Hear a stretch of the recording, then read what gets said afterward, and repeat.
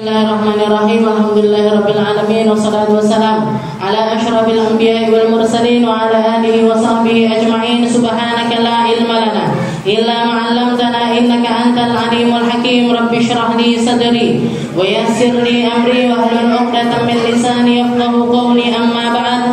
Alhamdulillah ala ni'matil Islam, alhamdulillah ala ni'matil iman wa kafa biha min ni'mah. Alhamdulillah, segala puji bagi Allah Subhanahu wa taala yang mengaruniakan kita Islam iman, yang mengaruniakan kepada kita lisan-lisan yang mampu berzikir, yang menganugerahkan kepada kita badan-badan yang bisa dibawa ke tempat-tempat yang baik. Kita minta sama Allah Ta'ala, semoga semua yang ada pada diri kita ini dilanggengkan, semua yang ada pada diri kita ini diistiqomahkan, semua yang ada pada diri kita ini dituluskan, semua yang ada pada diri kita ini menjadi sesuatu yang dijaga sama Allah Ta'ala untuk diri kita, untuk anak kita, untuk cucu kita, untuk generasi-generasi setelah kita, untuk orang-orang yang kita sayangi. Semoga semuanya masuk di dalam golongan hamba-hamba yang dirahmati serta diridhoi oleh Allah Subhanahu wa taala. Dan juga kita hari ini dikasih rezeki sama Allah Ta'ala untuk bisa baca maulid lagi, untuk bisa melantunkan syair-syair serta qasidah-qasidah yang dikarang oleh para ulama-ulama kita, yang maknanya penuh dengan keimanan, yang maknanya penuh dengan keikhlasan, yang maknanya penuh dengan introspeksi diri terhadap perkara-perkara yang memang harusnya ada di dalam hati-hati kita, menjadi pemicu kita menjadi hamba-hamba yang lebih baik dan juga lebih baik lagi. Ini sebuah nikmat, Bu, karena nggak semua orang dikasih nikmat untuk bisa baca maulid. Dan semoga rutinan baca maulid ini kita rutinkan insya Allah. Kalau nggak Kemis pertama, Kemis terakhir. Kemis ini saya kira Kemis pertama, tiba Kemis terakhir. Jadi ndak apa-apa wis, arep awal, arep akhir, pokoknya mau maulid, gitu. Istilahnya karena Habib Ali Habsyi pernah mengatakan tidak ada mafi kamajma'il maulid, tidak ada perkara seperti majelis maulid yang yurahwihul qulub, yang mampu menyembuhkan hati, yang mampu mengikis kerasnya hati, yang mampu menghapuskan perkara-perkara yang buruk di dalam hati kita. Nggak ada yang setenang dan seindah caranya Allah Ta'ala di dalam pembersihannya seperti yang terjadi di dalam majelis-majelis maulid. Itu katanya seseorang yang hatinya sudah dipenuhi sama cinta kepada Allah Subhanahu wa taala, cinta kepada Nabi Muhammad sallallahu alaihi wasallam. Kalaupun misalkan kita masih belum bisa merasakannya, belum bisa merasa bahwasanya majelis maulid ini menenangkan, sangat indah, sangat sejuk, sangat ada, istilahnya mengena di dalam hati kita, berarti masih ada sesuatu yang perlu untuk dibersihkan lebih banyak dari dalam hati-hati kita. Mungkin sedikit demi sedikit sama Allah Ta'ala dilembutkan, mungkin sedikit demi sedikit sama Allah Ta'ala dikasih rasa khusyuk, dikasih rasa pertolongan-pertolongan yang baik, pertolongan-pertolongan yang indah yang Allah Ta'ala hadiahkan kepada hamba-hamba terbaiknya. Kepada para ulama-ulama kita, kepada para hamba-hamba saleh ini, tidak ada satupun dari guru-guru saya, tidak ada satupun dari ulama-ulama kita kecuali merasakan keindahan dan ketenangan di dalam majelis-majelis maulid seperti ini. Dan semoga nanti kedepannya mungkin yang kurang atau yang biar jenengan bisa lebih meresapi, lebih bisa menghayati. Nanti kalau waktu qasidah, nanti teksnya saya kirimkan. Saya mau ngoten panggah lali-lali terus. Sila qasidah iki. Kianu nanti dimasukkan ke grupnya kita, dimasukkan ke grupnya kita di WhatsApp, panggah lali. Mohon maaf.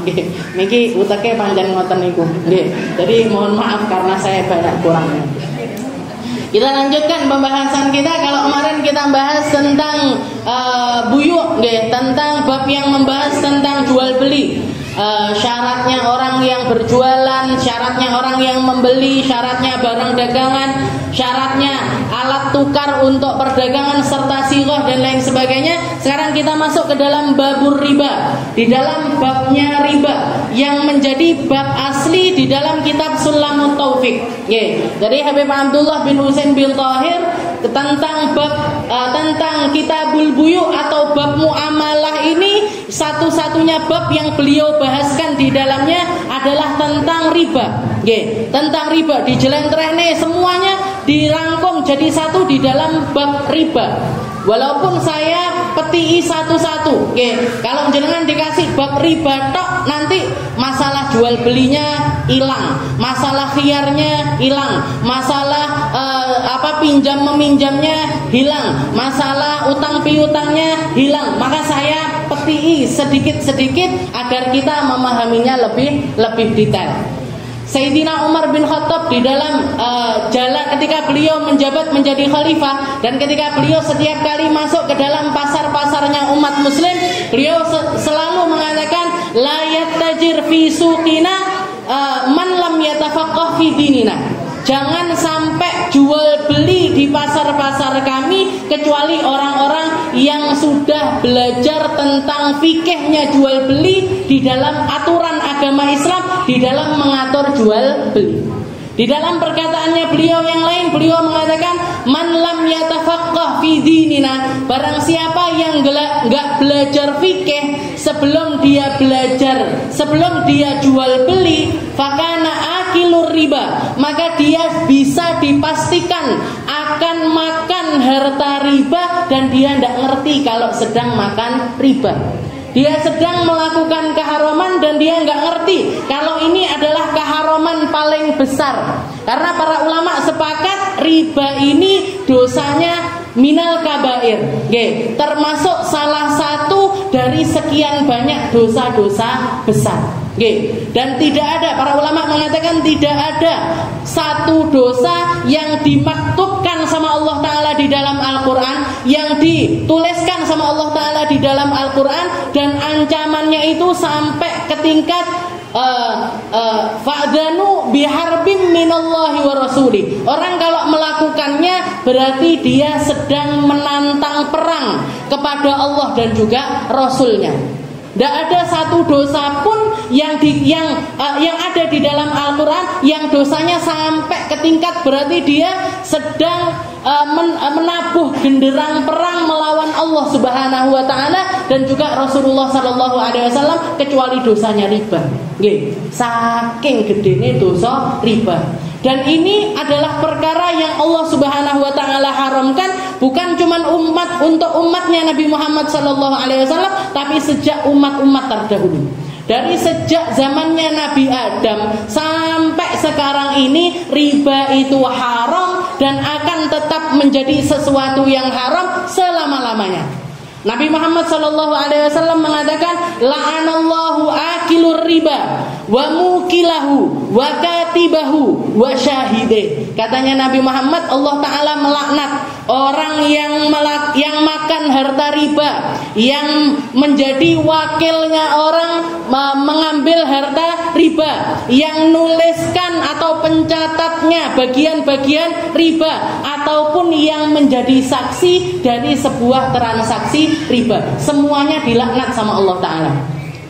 Jadi misalkan dia nggak ngambil harta riba, tapi melok delok orang menjadi saksi, orang melakukan transaksi riba, ikut di dalam golongan orang-orang yang dilaknat, ikut di dalam golongan orang-orang yang dimurkai sama Allah Subhanahu wa Ta'ala. Jadi yang makan dapat dosanya, yang nulis dapat dosanya, yang menyaksikan ikut dapat dosanya. Semua orang yang ada di dalam lingkup tersebut ikut masuk di dalam golongan hamba yang dilaknat. Na'udzubillahi min dzalik. Jadi dosanya riba ini kita hindari semampu kita, sekuat kita, sambil berkeinginan terus untuk membersihkan diri dari yang namanya dosa riba. Karena kita sudah ada di zaman seperti yang dikatakan oleh Nabi Muhammad sallallahu alaihi wasallam, sayati alaikum zaman. Katanya Nabi, nanti akan datang satu hari, satu masa, satu zaman di mana orang-orang ini meskipun dia nggak makan harta riba, tapi tetap kena debunya riba. Tetap entuk asarnya riba, ikut dapat bekas-bekasnya riba. Karena sekarang apa? Yang nggak ada masuk riba di dalamnya. Jangan buka rekening, jangan buka rekening di bank. Itu setiap bulannya selalu ada yang namanya bunga, masih yo titik, masih yo cuman 0,0001%, panggah dikei. Walaupun uang ribanya ini tadi, bunganya ini tadi kepotong sama biaya admin, tapi tetap masuk terus ke dalam rekening. Dan siapa di antara kita yang telaten setiap bulan dipilai ribane, ditokne, dipilai lagi bulan depannya lagi, dipilai lagi, dikeluarkan, dipilai lagi, dikeluarkan. Siapa di antara kita yang telaten untuk melakukan yang semacam itu? Kalau bisa, kalau mampu, luar biasa. Itu adalah sesuatu yang harusnya menjadi list kita, ada di dalam pembersihan harta kita. Ini termasuk karena apa? Karena itu masuk di dalam debu-debunya riba. Jadi bunga bank niku riba. Makanya para ulama semuanya sepakat kerja di bank niku, kerja di bank, mau itu konvensional ataupun syariah, syariah yang lahir dari bank konvensional. Jadi kayak sekarang ada bank-bank konvensional, bank-bank yang enggak syariah, BCA, Mandiri dan lain sebagainya, ngeluarkan bank baru lagi yang senama dengan dia tapi dilabeli syariah. BCA syariah, Mandiri syariah. Piye kerja di bank-bank seperti itu? Karena lahir dari satu bank yang konvensional, hukumnya tetap haram. Kerja di bank itu semuanya, aku mek dadi satpame, saksinya riba. Aku cuman jadi bagian nerima uang tellernya, tetap ikut bekas-bekasnya riba. Tetap ikut di dalam golongan ini. Terus piye ustazah wis kadung melbu, sudah terlanjur masuk, sudah terlanjur kerja. Istilahnya gini, saya nggak bisa memaksa jenengan untuk keluar secara langsung karena saya nggak menyediakan tempat untuk bekerja juga. Saya nggak bisa mengatakan bu keluar, cari kerja yang lainnya. Kalau ada apa-apanya, istilahnya saya tidak bisa melakukan apa-apa atas hal tersebut. Tapi minimal punyalah keinginan untuk keluar dari tempat tersebut.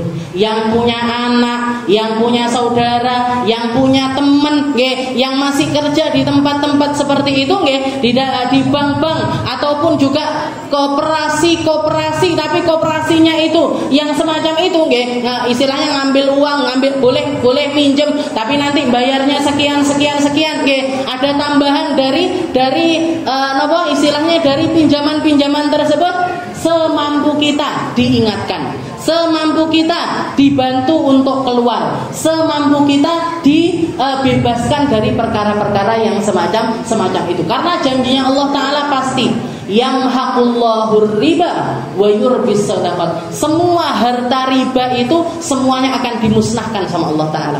Mesti bakalan entek, mesti bakalan habis. Saya pernah ada satu orang cerita, waktu nganter saya takziah di satu tempat daerah agak luar, agak istilahnya keluar dari daerah Tulungagung. Beliau itu waktu nyupiri cerita ustazah, saya dulu itu kerja di bank.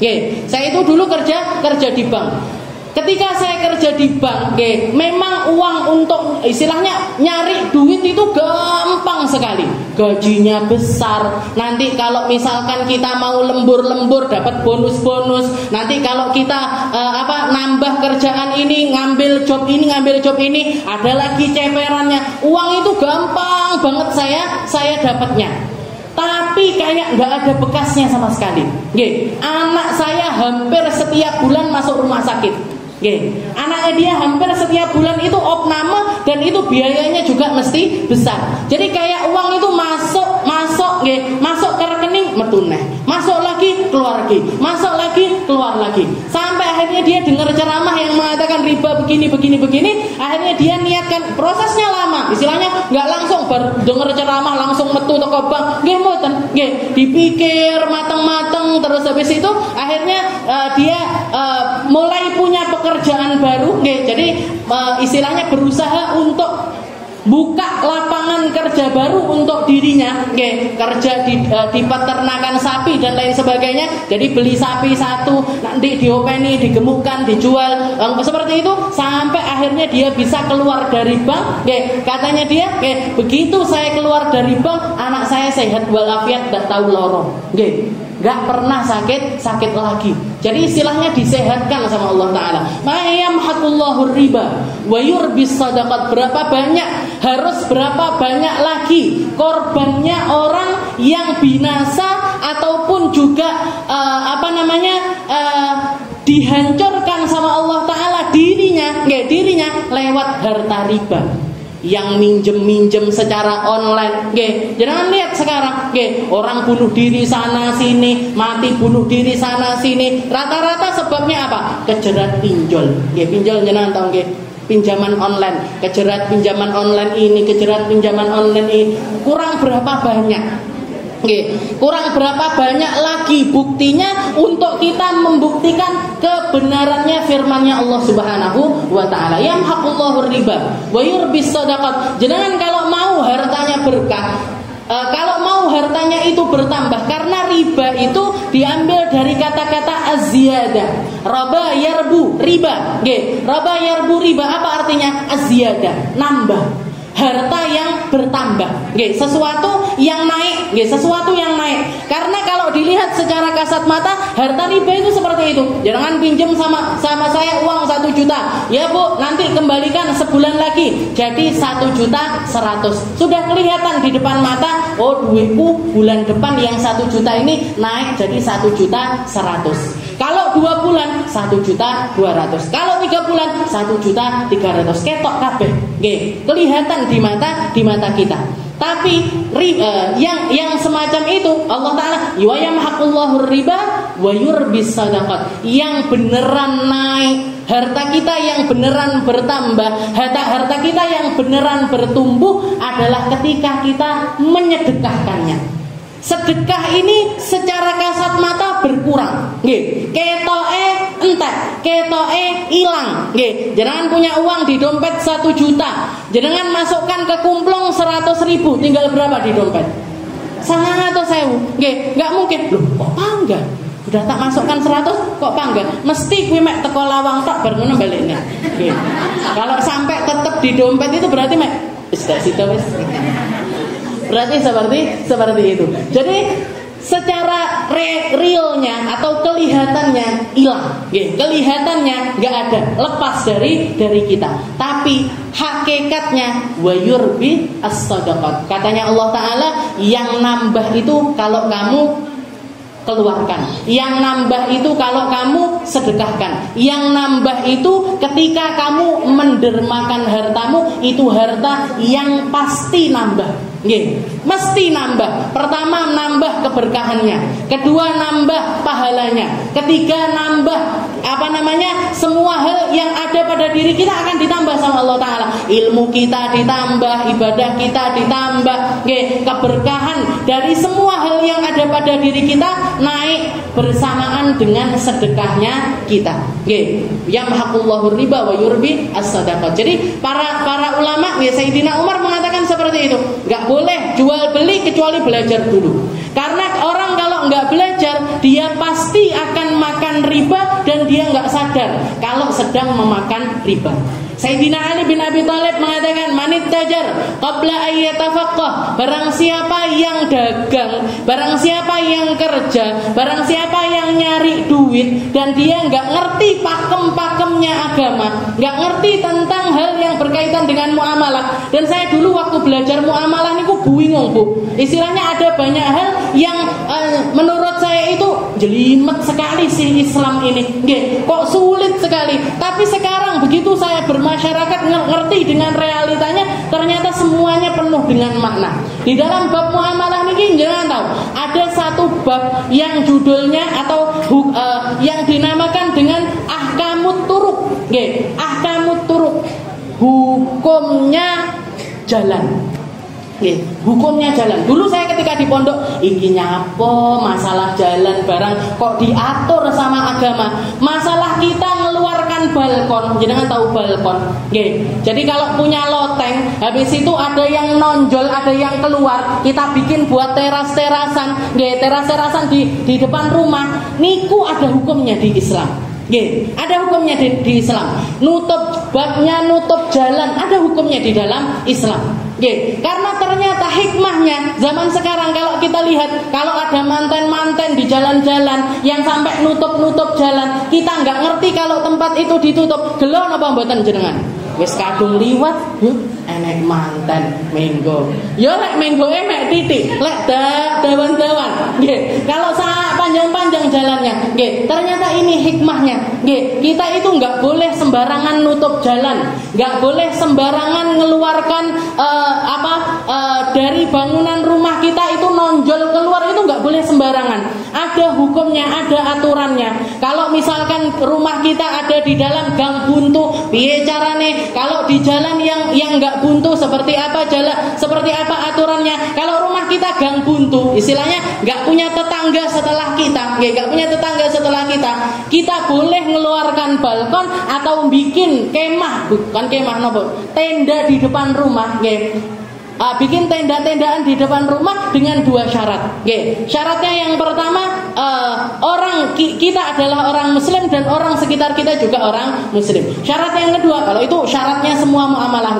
Yang syarat kedua, tempat yang kita tutup ini harus kita sesuaikan dengan orang yang jalan atau almarin yang lewat di tempat tersebut. Kalau yang lewat cuman manusia aja, berarti balkonnya rumah kita boleh setinggi orang pada umumnya, mungkin 2 meter sampai 3 meter. Tapi kalau yang lewat depan rumah kita ini kadang-kadang mobil box ataupun juga mobil tingkat, ataupun juga mungkin bisa dilewati truk dan lain sebagainya, berarti balkonnya juga harus setinggi itu. Harus setinggi itu. Kayak ini, masjid ini ada balkonnya. Masjid ini ada balkonnya. Balkon ini tadi karena ada di jalan yang dilalui sama orang, syaratnya balkonnya sesuai dengan orang yang lewat di sini. Kalau motor ya iso liwat, mobil ya bangga iso liwat, truk juga tetap bisa lewat. Dan yang kedua, syarat yang ketiganya, kalau di jalan yang seperti ini harus izin sama semua tetangga yang hari-hari dilewati sama tempat tersebut. Kudu pamit. Jenengan kalau punya gawe, mantu ataupun juga bikin hajat apapun di depan rumah yang sampai nutup rumah, sampai nutup jalan, sampai bikin orang ini nggak bisa lewat lagi, kudu pamit sama semua tetangga yang hari-hari itu lewat tempat tersebut. Berapa banyak di antara kita nggak nyadari hal itu? Pamit yo enggak, ujuk-ujuk ditutup. Tonggone akhirnya, yo kadung mobil kurang tak tok nih, yo kadung motorku belum tak keluarkan, yo piye aku liwatku pagi ini, gimana? Semuanya diaturkan Bu di dalam Islam. Gak ada yang miss, gak ada yang lewat sama sekali. Dulu waktu saya mondok, iki nyapo masalah balkon dibahas. Ngapain masalah nutup jalan dibahas? Ternyata efeknya luar biasa. Jadi Sayyidina Ali mengatakan, man yattajid, barang siapa yang dagang ataupun kerja, walam yatafaqah, dan dia tidak pernah belajar bab muamalah, enggak pernah belajar ilmunya muamalah. Katanya Sayyidina Ali, urbito ma fir riba summartatam, dia akan terjerumus ke dalam riba. Dan orang kalau sudah kadung nyemplung di dalam perkara yang riba, itu kayak terikat, seperti terikat dan keluarnya sangat sulit sekali. Orang kalau sudah kejelimet atau kebuntel sama yang namanya riba, mau keluar ini setengah mati Bu. Mau keluar ini setengah mati. Jadi yang sini dilunasi, sini enggak lunas. Yang sini dilunasi, iki enggak lunas. Yang sini dilunas, kayak enggak habis-habis. Jadi uangnya itu cuma dipakai bayari bunga dan enggak selesai. Nggak selesai. Karena yang Sayyidina Ali seperti itu. Orang kalau sudah kejelimet atau keikat sama yang namanya riba, untuk keluar itu sangat sulit sekali. Jadi yang perlu kita pelajari dari bab riba ini yang penting saiki, saya yakin istilahnya saya berjuang, jenengan juga berjuang, dan bahkan mungkin perjuangannya jenengan jauh lebih berat daripada saya. Jauh lebih berat daripada saya. Setelah jenengan ngaji, setelah jenengan belajar, setelah jenengan tahu tentang aturannya Allah, aturannya Rasulullah SAW, akan ada banyak hal yang perlu diperjuangkan. Jenengan berjuang di rumah-rumahnya jenengan berjuang di komunitas-komunitas, jenengan berjuang di tempat-tempatnya jenengan sendiri. Ketika kayak misalkan contoh kecilnya, jenengan dulunya nggak mikir, wes pokoknya anakku sekolah lah, mau negeri mau swasta terserah. Kalau sekarang pikirannya pokoknya anakku kudu belajar agama. Padahal belajar agama ini sekolah yang ada basic agamanya harganya mahal napa mboten?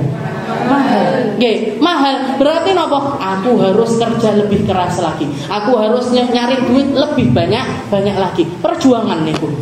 Perjuangan niku. Bahkan saya ada satu orang pernah curhat ke saya, "Ustazah, saya itu setiap kali ngelihat tembok rumah niku nangis." Saya setiap kali ngelihat tembok rumah itu nangis. Lah kenapa Bu kok bisa seperti itu?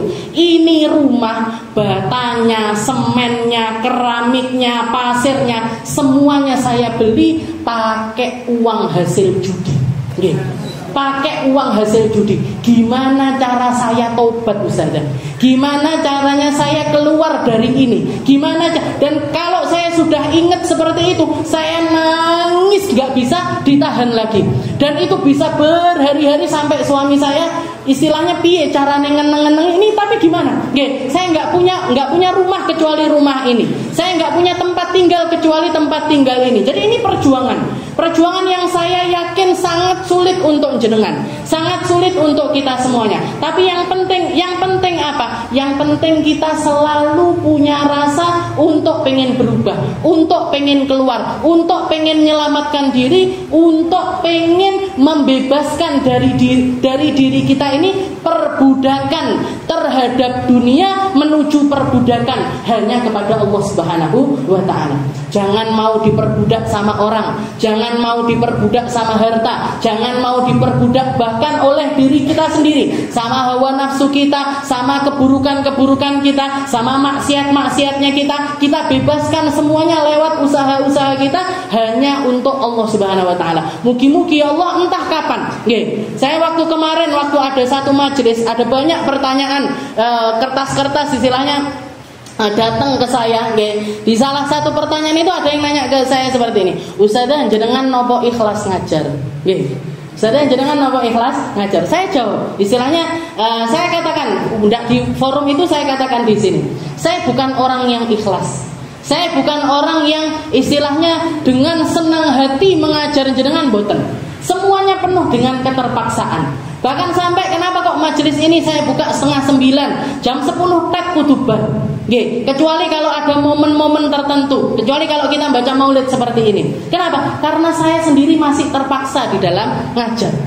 Tapi nggak apa-apa, istilahnya dengan basic keterpaksaan ini, dengan basic ketidakikhlasan ini, dengan basic pemaksaan diri kita terhadap diri kita sendiri, mugi-mugi nanti sama Allah Ta'ala akan diperbaiki keadaan kita, diperbaiki orang-orang selanjutnya kita. Mugi-mugi jenengan misalkan sekarang, ya Allah Ustazah, saya belajar bab muamalat kabeh salah, ternyata cara saya nyari duit salah, ternyata cara saya untuk bekerja salah, semuanya butuh untuk diperbaiki. Mboten napa-napa. Selama jenengan berusaha untuk berubah, nanti ada waktunya. Lek bukan jenengan yang baik, anaknya jenengan yang baik. Kalau bukan anaknya jenengan yang baik, cucunya jenengan yang baik. Kalau bukan cucunya jenengan yang baik, cicitnya jenengan yang baik. Yang penting kita memulai untuk jadi golongan orang baik, entah kapan, entah siapa, entah dari anaknya siapa, entah dari turunannya siapa yang akan memperbaiki keadaan umat kita. Saya diprotes beberapa teman, ini gimana kok nggak bisa baca maulid majelisnya, nggak bisa baca maulid ini dan lain sebagainya. Nggak apa-apa. Nanti ada waktunya kita seperti orang-orang yang ada di Jakarta Jakarta, yang ada di di Surabaya, yang ada di Malang, yang sampai mengatakan kalau bulan Maulid baca Maulid di sini, hari ini di sini, hari ini di sini, hari ini di sini. Nanti ada waktunya Tulungagung seperti itu. Tapi entah di zamannya siapa. Mungkin setelah kita mati, mungkin setelah zaman anak-anak kita atau cucu-cucu kita akan ada waktunya lahir generasi yang lebih baik, anak-anak yang lebih baik, para ahli Al-Quran, para ahli fikih, para ahli hadis, para ahli-ahli yang tulus ikhlas jalan di jalannya Allah Subhanahu wa ta'ala. Jadi seperti itu katanya Sayyidina Ali. Ini riba sangat merugikan. Jangan tahu orang-orang Israel itu kenapa? Kok mereka itu sangat dimurkai sama Allah Ta'ala? Karena salah satu maksiat terbesar selalu dilanggengkan di negeri mereka. Jadi mereka kaya raya ini lewat apa? Kok bisa sampai mengendalikan dunia ini lewat apa? Yang paling dominan bukan hanya perdagangannya, tapi lewat perbankannya. Lewat caranya mereka di dalam mengelola keuangan, sampai mereka istilahnya mereka minjemi orang sebanyak mungkin, dimulai dari komunitas kecil. Jadi istilahnya dimulai dari rentenir rumahan, dimulai dari para lintah darat rumahan. Datang satu orang minjem, dipinjemi dengan syarat nanti kembalikan sekian. Sampai itu merata, sampai merata di seluruh komunitas Yahudi, komunitas Israel, yang akhirnya dampaknya semakin besar dan semakin besar. Yang menguasai bank-bank dunia ini siapa? Orang-orang Israel. Dan mereka yang bikin, istilahnya saiki wayahe dinaikkan harga dolarnya atau diturunkan harga dolarnya. Dan kalau kita sudah terikat dengan hal-hal semacam ini, piye carane metu? Gimana caranya kita keluar dari hal-hal semacam itu? Jadi kita bersihkan semampu kita, sekuatnya kita. Yang paling penting, yang istilahnya yang belum terjerat riba, yang jenengan kerja ndak pakai riba, jangan sampai punya keinginan untuk masuk ke dalam perkara tersebut. Karena kalau sudah masuk jitet, angel banget metune. Sangat sulit sekali untuk keluar. Ada beberapa orang yang datang, saya punya rumah 2, gede-gede, tapi semuanya bentar lagi, 2 bulan lagi disita semuanya sama bank. Kenapa? Ya karena saya modal usahanya lewat pinjaman bank, lewat pinjaman bank. Dan sekarang bank-bank niku kan istilahnya bahkan nyodorkan. Piye carane biar orang ini ayo ikut toh, daftar untuk kartu kredit. Ya kartu kredit 1 masih mungkin masuk akal untuk lelek sampai 10. Dompetnya orang sekarang itu sak menten-menten isinya kartu kredit kabeh. Tuku jilbab kredit, tuku sandal lo kredit, tuku sandal kredit, tuku tusuk gigi mungkin bentar lagi juga kredit, bentar lagi mlebu nang toilet 2.000 kredit dilungkas. Kalau semuanya dikreditkan, jadi lepaskan Bu.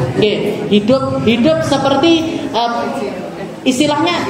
Karena orang ketika makna dari kalimat yang paling penting pun adalah la ilaha illallah, la ma'budu bihaqqin illallah. Tidak ada Tuhan selain Allah. Maka semua hal yang berkebalikan dari kalimat la ilaha illallah itu selalu akan berat di dalam hati, berat di dalam kehidupan, berat di dalam semua hal di dalam kehidupan kita ini akan jadi berat kalau kita diperbudak sama perkara yang lainnya. Dan orang rata-rata masuk ke dalam kredit-kredit yang semacam itu untuk hidup napa untuk gaya hidup? Gaya hidup. Koncoku gawe jilbab kuwi mosok aku enggak? Koncoku gawe tas kuwi mosok aku enggak? Koncoku pakai kendaraan ini masa aku enggak? Di rumah lah ibu-ibu di rumahnya rice cooker merek yang ini, blender sing merek iki, Nah, kabeh diweloki, Tiba sing dimasak Indomie, air fryer enek, microwave enek, panggangan enek, blender enek, semuanya ada, masake Indomie. Nah, jadi bojone iki asline dinggo opo tuku iki kabeh. Jadi istilahnya beli sesuai dengan kebutuhan, beli sesuai dengan apa yang kita mampu, beli dengan sesuatu. Jadi kita harus punya skala prioritas, nggih. Apa yang prioritas untuk kita belanjakan, apa yang tidak prioritas untuk kita belanjakan. Yang tidak prioritas ini apa? Yang tidak prioritas ini apa? Kalau kita nggak membayarnya nggak masalah, nggak ngelongi opo-opo di dalam kehidupan kita. Jenengan punya baju di lemari ini, saya yakin nggak ada yang bajunya di lemari cuma 3 itu, saya yakin nggak ada. Berapa bajunya jenengan di lemari? Sampai mental-mental mah ambruk sampean lemari.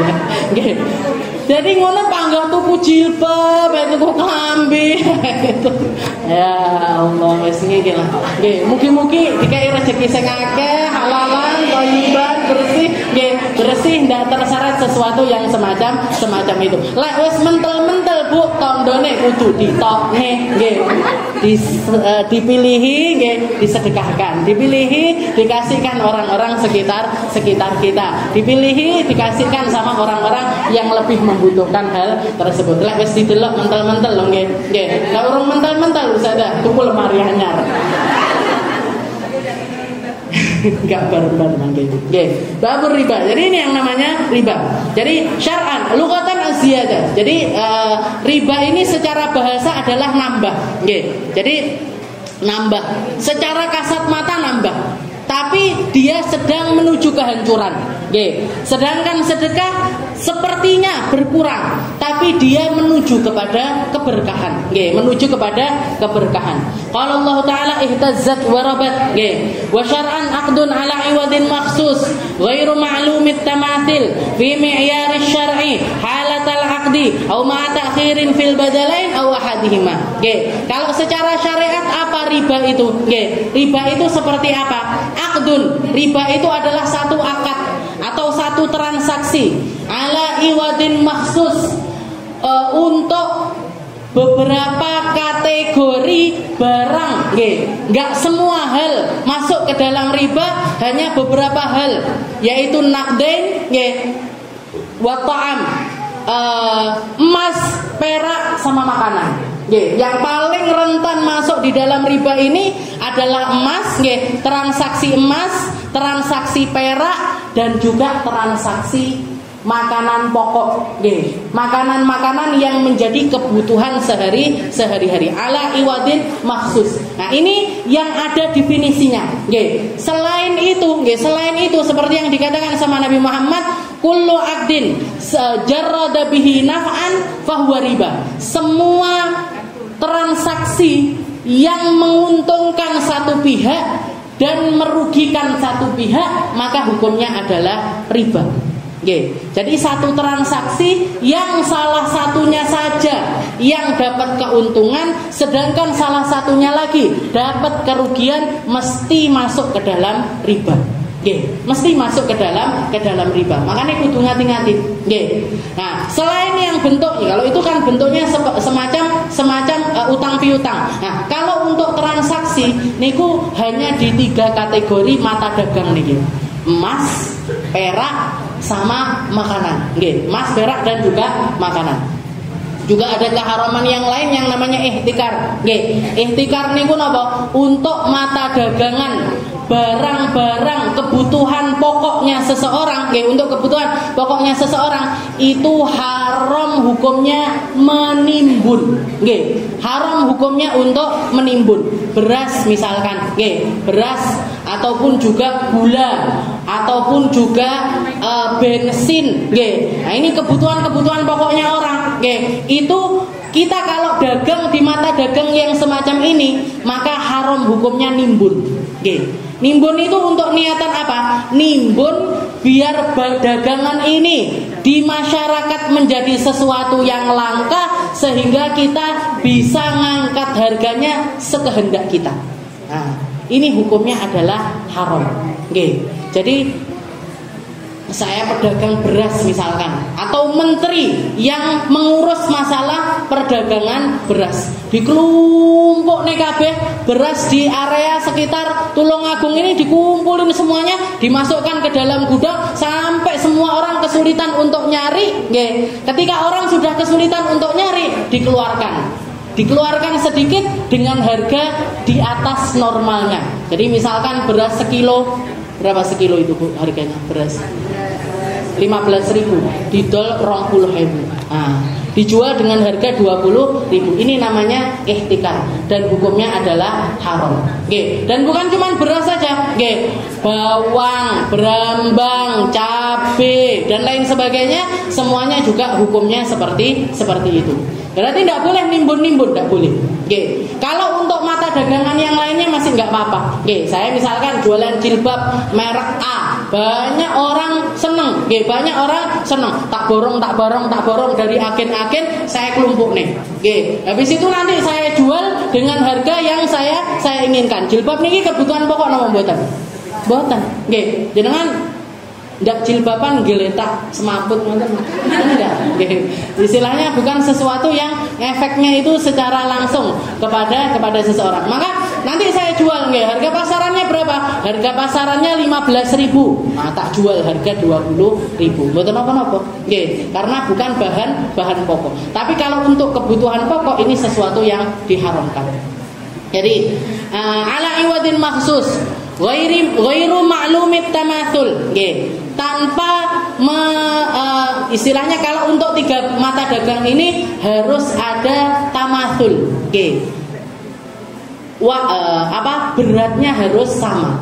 Jadi misalkan jenengan transaksi beras sama beras. Beras 1 kilo harus diganti dengan beras 1 kilo juga. Jenengan beli minyak 1 liter harus dibeli dengan minyak 1 liter juga. Tapi jenisnya berbeda Ustazah. Yang ini merek istilahnya kualitas A, yang ini kualitas B. Beras A ini 1 kilo ini diganti dengan beras B 2 kilo misalkan seperti itu. Gimana hukumnya? Gak boleh. Jadi kalau beras, transaksi beras sama beras ini harus ada yang namanya tamathul. Begitu juga dengan nakden. Nakden ini emas, emas. Jadi emas juga harus sesama. Jadi misalkan saya beli emas 1 gram, berapa harganya? 950.000 misalkan. Misalkan harganya 950.000. Ini emasnya 1 gram dan benar-benar harus 1 gram dan ini uangnya 950.000. Itu namanya at-tamathul. Tamathul.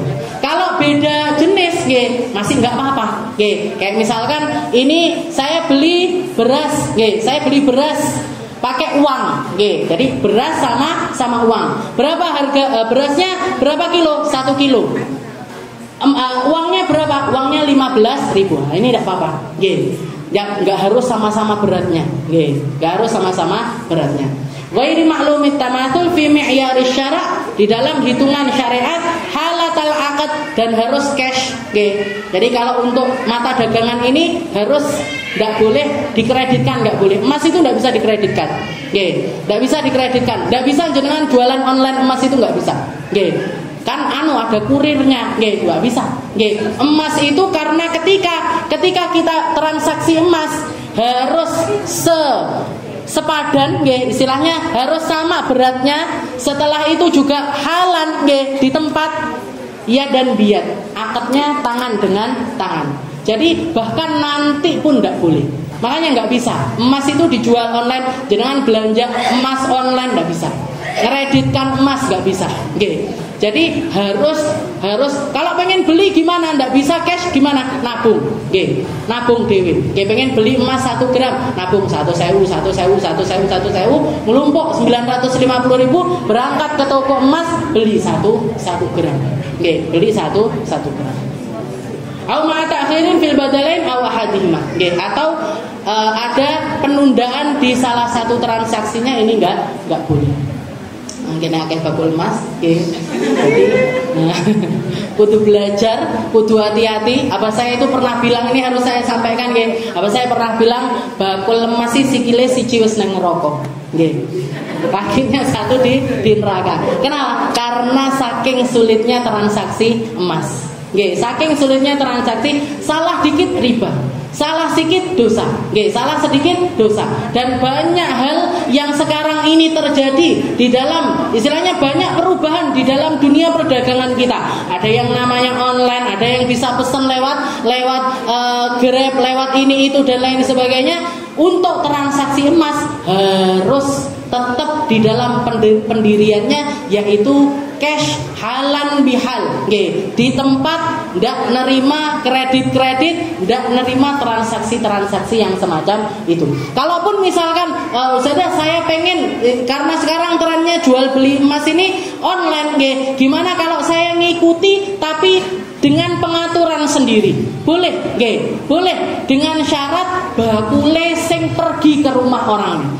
Jadi kalau misalkan jenengan punya toko emas, jenengan punya toko emas, terus ada orang yang pengen belanja online, mungkin pesen di HP atau pesen di lewat Instagram dan lain sebagainya, jenengan bikin istilahnya kurir pribadi, pegawai yang ngurusi transaksi online. Nah, transaksi online COD istilahnya, cash on delivery, ngerti nggih?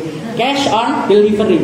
Jadi nanti orang pesan, nah karyawannya ini yang berangkat nganterkan, akadnya di tempat di mana transaksi jual beli itu dilakukan. Jadi misalkan dia pesan, tolong antarkan ke rumah saya, alamatnya ini. Nah, ini pegawainya sing budal bawa emasnya, habis itu transaksi di rumah orang tersebut. Tapi kalau misalkan dia transfer, baru setelah itu dikirim barangnya, nah ini tidak sah. Tidak boleh. Ini sesuatu yang tidak sah, karena akad emas itu harus cash, nggak ada, nggak nerima nanti, nggak nerima besok, kredit, apalagi kredit. Beli emas harganya 10 juta, ngereditnya setiap bulannya 500.000, nggak bisa, nggak bisa yang seperti itu. Lah melek ngoten, ya beli pecahan-pecahan kecil-kecil, Sekarang kan emas ada yang sampai rego 50 ribuan, 50 ribuan itu berapa gram? 0,2 kan 0,3 kan. Itu nomor apa? Kecil-kecil itu jangan tabung, nanti kalau sudah banyak baru dibelikan yang besar. Melek kalungan budi, ya wes. Ya belanja cilik, habis itu udah banyak belikan yang besar. Mana? Jadi ditunda, Bu. Milihnya ditunda. Pengennya ditunda. Nah, caranya adalah seperti itu. Wa huwa ta'rifun syamil li ribal yad wa riban nasa wa ribal fadl. Jadi ada 3 jenis riba.